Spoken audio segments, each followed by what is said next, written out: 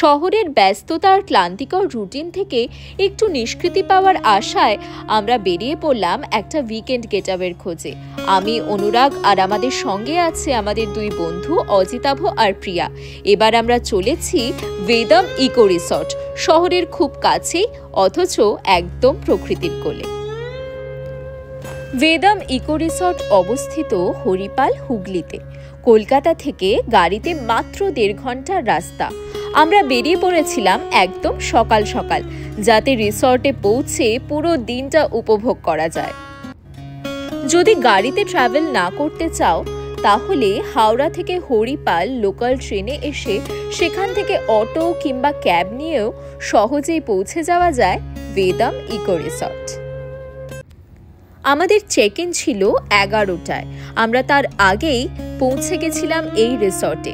এখানে ঢুকলেই প্রথমেই যেটা চোখে পড়ে সেটা হলো অসাধারণ একটা শান্ত পরিবেশ আর চারিদিকে সবুজে মোড়া ভিউ। প্রথমেই আমরা চলে গেলাম রিসেপশনে। আমাদের চেক ইন পর্ব শুরু হলো। রিসেপশনে মিলল আমাদের ওয়েলকাম ড্রিঙ্ক, কিছু ফর্ম ফিল আপ, কিছু ফর্ম্যালিটিস, আইডি প্রুফ জমা দেওয়া, এইসবে বেশ খানিকক্ষণ সময় লাগলো আমাদের। তারপর আমরা আস্তে আস্তে রওনা দিলাম আমাদের রুমের দিকে। এই রিসর্টে রয়েছে নানান ধরনের রুমের অপশন। রয়েছে একদম পুল সাইড কটেজ, রয়েছে কিছু গার্ডেন ভিউ কটেজ, তাছাড়াও ট্রি হাউস, মাড হাউস, আরও নানান ধরনের রুমের অপশন, যার ভাড়াও কিন্তু বিভিন্ন ধরনের। এইসব রুমের ডিটেলস আর ট্যারিফ তোমরা পেয়ে যাবে আমাদের ডেসক্রিপশন বক্সে। রিসর্ট চত্বরে রয়েছে এই অসাধারণ সুইমিং পুলটা। তাছাড়াও রয়েছে স্পা, রেস্টুরেন্ট আর প্রচুর খোলামেলা জায়গা, যেখানে তোমরা ফ্যামিলির সঙ্গে একটা দারুণ আউটিং করতে পারো। নিজেদের রুমে যাওয়ার পথে আমরা দেখলাম এই পুল সাইড কটেজগুলো, যার বাইরে রয়েছে একটা ছোট্ট বারান্দা আর ভেতরে সব ধরনের অ্যামনিটিস। আমরা গুগল থেকেই যোগাযোগের নম্বর নিয়ে সোজাসুজি ফোন করে বুকিং করে নিয়েছিলাম। আমাদের ছিল এই মাড রো কটেজ। আমাদের রুমটার একটা ছোট্ট রুম ট্যুর তোমাদের করিয়ে দিই। লাক্সুরিয়াস জ্যাজি রিসর্টের থেকে এই ধরনের ইকো রিসর্ট আমার বেশি মন কাড়ে। রুমে সব ধরনের অ্যামনিটিস তো ছিলই, কিন্তু সব থেকে যেটা ভালো লাগে সেটা হচ্ছে ঘরের দেওয়ালে এই হাতে আঁকা ছবিগুলো আর ঘরের ভেতর বাজতে থাকা মৃদু স্বরে বাঁশি কিংবা সেতার। রুমটা ছিল ভীষণই স্পেশিয়াস আর নিট অ্যান্ড ক্লিন, আর বাথরুমটাও ততটাই পরিষ্কার পরিচ্ছন্ন। ইকো রিসর্টে থাকলে অনেক সময় পোকামাকড়ের একটু সমস্যা হয়, কিন্তু এখানে এটাও সেভাবে ফিল করিনি আমরা। কিন্তু তোমরা চাইলে মসকিউটো আর ইনসেক্ট রেপেলেন্ট কিন্তু ক্যারি করতে পারো। নিজেদের রুমে বেশ খানিকক্ষণ রিল্যাক্স করে রেস্ট নিয়ে এবার আমরা বেরিয়ে পড়লাম রিসর্ট চত্বরটা এক্সপ্লোর করতে।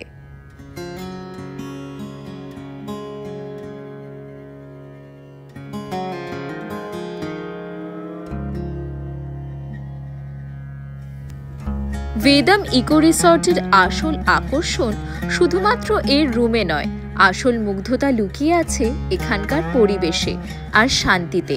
চারপাশে যতদূর চোখ যায় শুধু সবুজ, পাম গাছ, নানান ধরনের ফুল গাছ, লতা পাতায় সাজানো চারিদিক।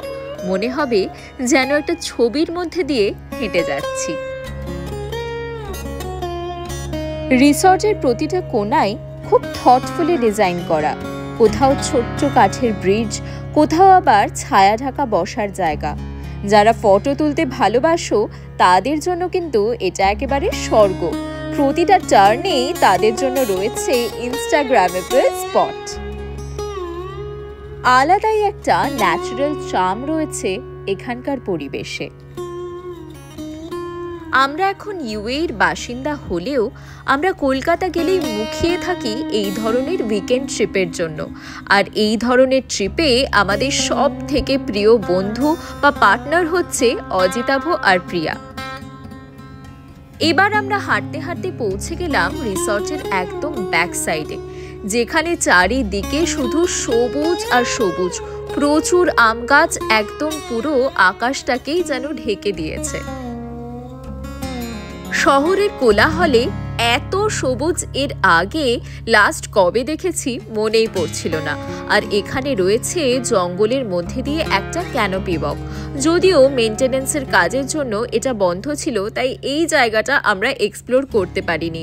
এমনি পায়ে হেঁটেই ঘুরে দেখলাম পুরো জায়গাটা। আমরা মার্চ মাসের শেষ দিকে এই রিসর্টে গেছিলাম, তাই বেশ গরম ছিল, রোদের তাপও বেশ বেশি ছিল, কিন্তু বর্ষায় বা শীতকালে এলে কিন্তু এই রিসর্টটা দারুণ লাগবে।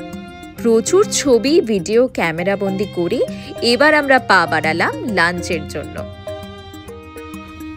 এরকম ইকো রিসর্টের এলে আমাদের খাবার অপশানে কিন্তু বাঙালি খাবারটাই বেশি পছন্দের হয়, তাই জন্য আমরা অর্ডার করেছিলাম ভাত, ডাল, ঝুড়ো আলু ভাজা, আলু পোস্ত, দই কাতলা আর এঁচোড়ের ডালনা। প্রতিটা রান্নাই ছিল অসাধারণ।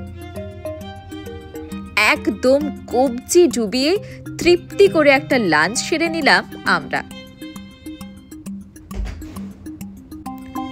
দুপুরের খাবার হজম করতে আমরা একটা লম্বা ওয়াক নিলাম এই পার্কের মধ্যে। সবাই ফেরত চলে গেলাম নিজেদের ছোটবেলায়। অনুরাগ আর প্রিয়া তো স্লিপ, দোলনা এসব দেখে নিজেদের কন্ট্রোলই করতে পারলো না, চলে গেল সোজা স্লিপ চড়তে।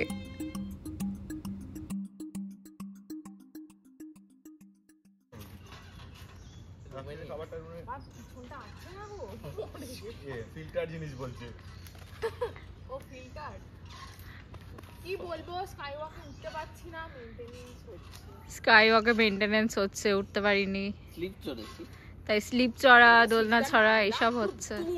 হ্যাঁ ভাই, স্লিপটা কি করে পড়লাম, পুরো স্লিপ।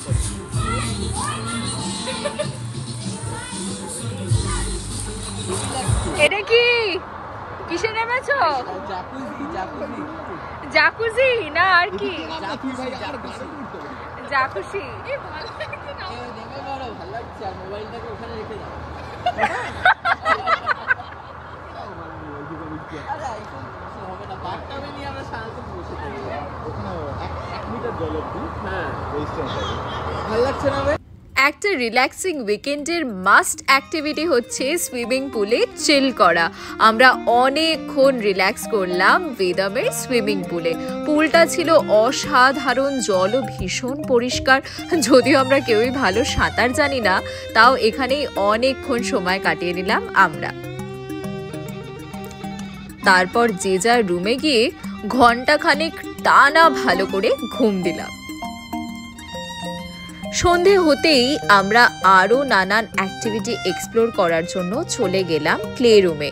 এখানে রয়েছে tennis, football, billiard, dart, carrom, আরও নানান ধরনের খেলার অপশন।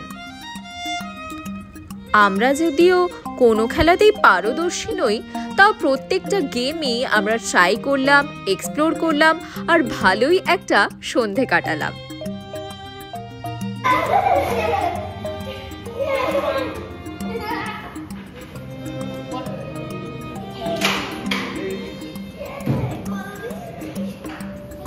রাতের বেলা ছোট ছোট আলো জ্বলে ওঠে, আর চারপাশটা দেখতে কিন্তু দারুণ সুন্দর লাগে। আমরাও বেরিয়ে পড়লাম একটা লং ওয়াকে। এরপর আমরা চলে গেলাম ডিনার করতে রেস্টুরেন্টে। রাতের মেনুতে ছিল চাইনিজ।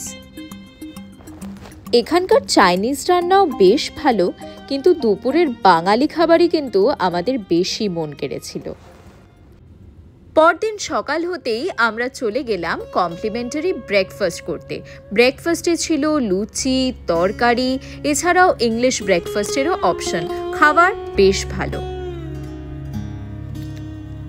চারিদিকটা আবার খুব ভালো করে ঘুরে নিয়ে ছবি, ভিডিও সবকিছু ক্যামেরাবন্দি করে এবার আমরা দুঃখ ভরা মনে রওনা দিলাম চেক আউটের জন্য। পাহাড়, সমুদ্র, জঙ্গল তো অনেক ঘোরা হয়, কিন্তু কলকাতার কাছাকাছি শুধু রিল্যাক্স করার জন্য প্রিয় মানুষদের সঙ্গে মন ভরে গল্প করার জন্য যদি তোমরা কোনো জায়গা খোঁজো তাহলে চলে আসতেই পারো বেদম ইকো রিসর্ট। আমাদের ভিডিও তোমাদের কেমন লাগলো অবশ্যই জানিও, আর যদি চ্যানেলটা সাবস্ক্রাইব না করে থাকো তাহলে সাবস্ক্রাইব করে দিও।